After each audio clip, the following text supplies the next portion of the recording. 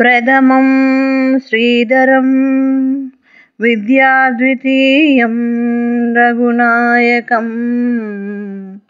तृतीयं रामचन्द्रं च चतुर्थं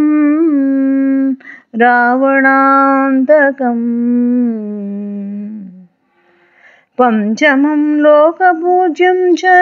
षष्ठमं जानकीपतिम् सप्तमं वासुदेवं च श्रीरामं चाष्टमं तदा नवमं जलदश्यामं दशमं लक्ष्मणाग्रजम् एकादशं च गोविन्दं द्वादशं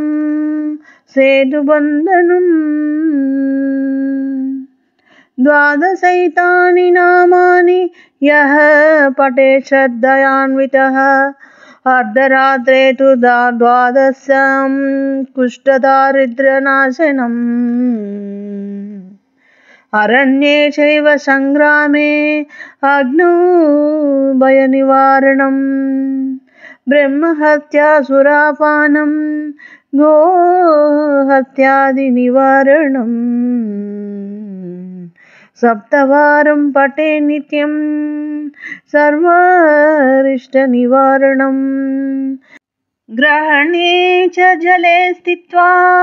नदीतीरे विशेषतः अश्वमेधशतं पुण्यं ब्रह्मलोकं गमिष्यति इति श्रीस्कान्दपुराणे उत्तरखण्डे श्री उमामहेश्वर संवादे श्रीरामद्वादशनामस्तोत्रम्।